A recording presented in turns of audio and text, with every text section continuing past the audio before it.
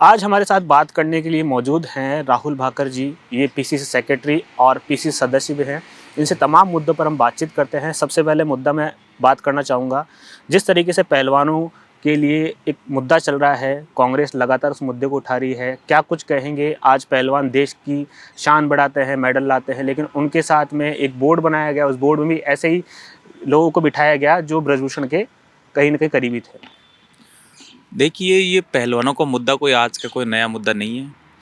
हमारी जो देश की आन बान शान, जो हमारे मेडलिस्ट, जो देश का झंडा विदेशों के अंदर जो रोशन करते हैं, उन्होंने 1 साल पहले इसी ब्रजभूषण सिंह के ऊपर यौन शोषण के आरोप लगाए थे। या यूँ कहूँ तो उन्होंने अपने जो उनके साथ तमाम चीज़ें घटित हुई थी उनके बारे में उन्होंने विस्तार से बताया था। लेकिन वो एक बहुत ही पावरफुल व्यक्ति था, जिसकी वजह से बीजेपी भी उसका शायद कुछ नहीं कर पाई।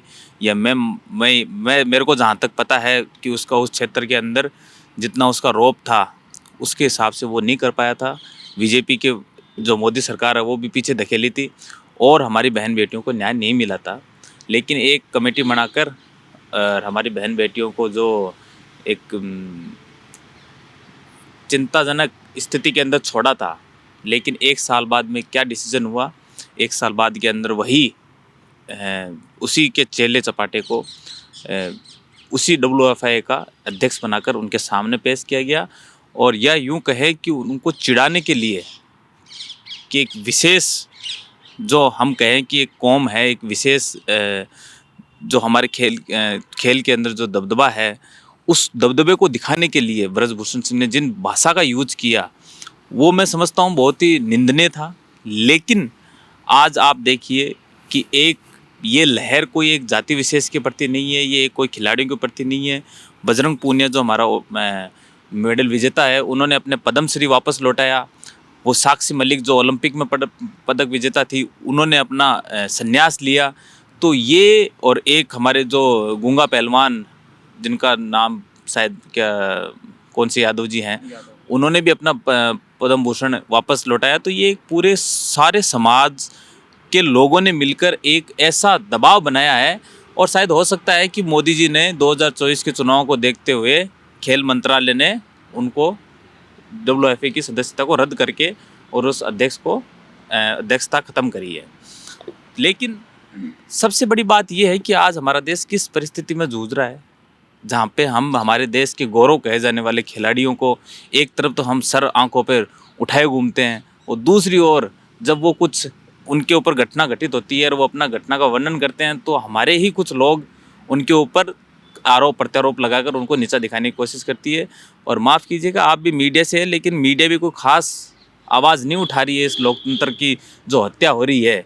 इसके ऊपर मैं मीडिया के लोगों को भी दोषी मानता हूँ, क्योंकि अगर समय रहते हमारी बहन बेटियों की आवाज़ अगर उठती, तो आज ये ब्रजभूषण सिंह जैसे लोग आज ये दबदबा जैसी बातें नहीं करते। लेकिन एक छोटी सी जीत है ये। आगे आगे अगर ये नहीं मानते हैं, तो ये पूरा देश के जो लोग हैं वो इस अन्याय के खिलाफ लड़ेंगे और आवाज़ उठाएंगे। ऐसी क्या मजबूरी आन पड़ी मोदी सरकार की? ब्रजभूषण शरण सिंह के करीबी को ही वापस सदस्य बनाया गया। क्या ब्रजभूषण शरण एक बड़ी ताकत है मोदी सरकार के सामने? देखिए, कहा यह जाता है कि जिस वो इलाके से बिलोंग करता है, उसमें उसका अच्छा खासा दबदबा है। तो मोदी सरकार तो हमेशा वोटों की भूख रही है, उनको किसी से कोई मतलब नहीं है, चाहे वो कोई लोकतंत्र की हत्या करे या किसी पे कोई अत्याचार करे, उन्हें जीत से मतलब होता है। और शायद इसी जीत के चलते हुए उन्होंने ब्रजभूषण सिंह को इतनी छूट दे रखी थी। लेकिन आज पूरा देश इस अन्याय के खिलाफ बोला है। मैं सभी देशवासियों को धन्यवाद देना चाहता हूँ। शायद इसी वजह से उन्होंने अपना ये जो आज डिसीजन हुआ है खेल मंत्रालय की तरफ से, तो वो शायद उसी की वजह से हुआ है।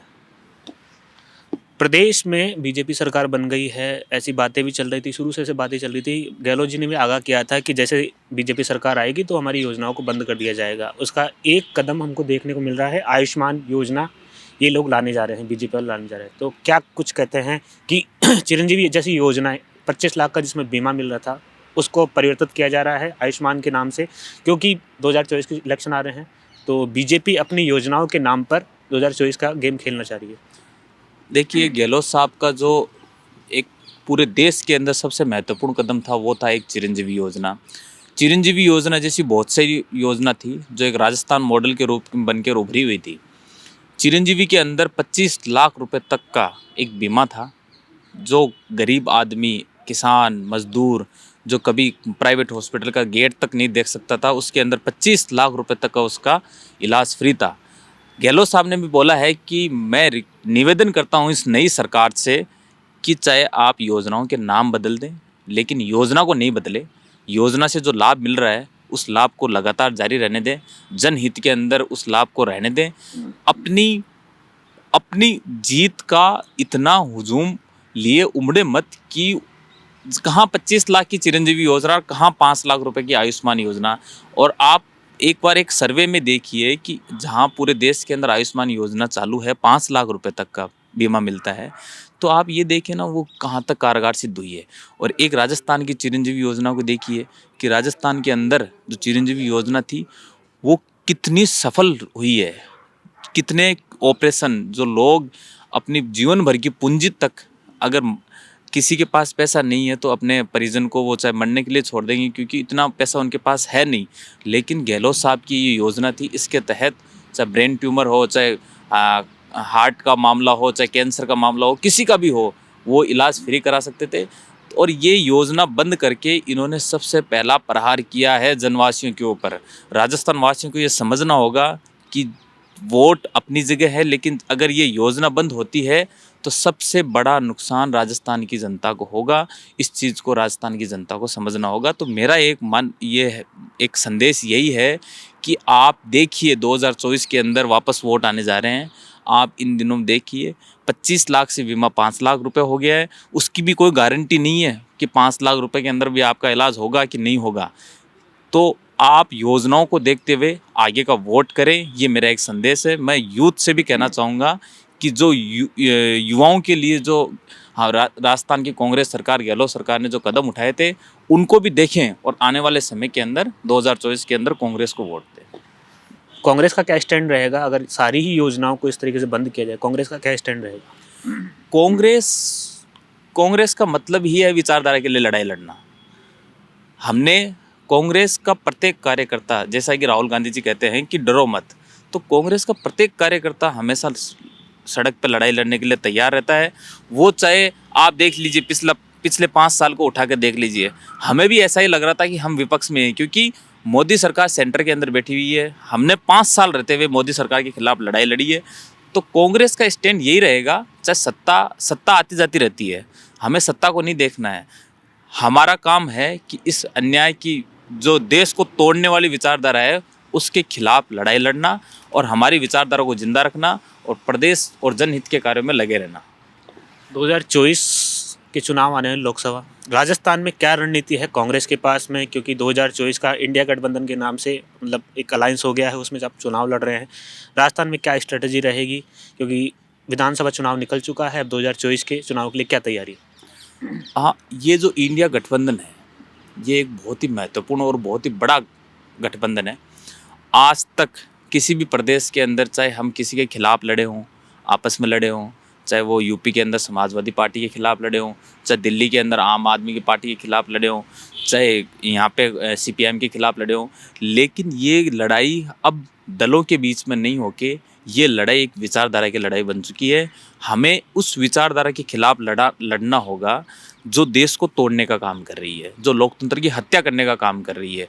तो हमें अब सब दलों को मिलके एक होके और एक उस विचारधारा के खिलाफ लड़ना है, क्योंकि जब अगर देश ही नहीं रहेगा तो क्या तो ये दल रहेगा और क्या ये पार्टियां रहेगी। तो इस पे भी हमारे जो हाईकमान हैं, जिनको गहलोत साहब को, मुकुल वासनिक जी को इंडिया अलायंस का जो जिम्मेदारी दी गई है, तो मुझे लगता है कि बहुत सीनियर हाथों के अंदर ये है कमान, और जो भी डिसीजन होगा वो अच्छा होगा और आने वाले समय के अंदर हमें उसका अच्छा परिणाम देखने को मिलेगा और पूरा इंडिया जो गठबंधन है वो मिलके और इस अन्यायी अत्याचारी सरकार के खिलाफ लड़ाई लड़ेगा। अंतिम सवाल है आपसे, अभी तक प्रतिपक्ष के तौर पर नेता घोषित नहीं किया गया है, क्या कुछ कहना है? बीजेपी लगातार सवाल भी उठा रही है कि अभी तक इनके बीच में अभी तक भी कांग्रेस में गुटबाजी चल रही है, उसके ऊपर क्या कुछ कहना है? गुटबाजी की बात अगर बीजेपी नहीं करे तो ही अच्छी बात है। आप देखिए कितने मुख्यमंत्री बने हुए घूमते थे, 13 से 14 मुख्यमंत्री बने हुए घूमते थे। कईयों ने तो अपनी ड्रेसें भी सिलवा ली थी अलग अलग, उनका अता पता है नहीं। अब इन्होंने भजन लाल जी को, चलो वो जिनका जो भी पर्सनली मामला है, उनको सीएम बना तो दिया, लेकिन कोई भी सीनियर नेता उनको सीएम मानने को तैयार नहीं है। तो गुटबाजी की बात तो बीजेपी करना बंद कर दें। हमारा एक ही गुट है, हमारा गुट है कांग्रेस सरकार, और हमारा हाईकमान जो फैसला देगा वो सबको मान्य होगा।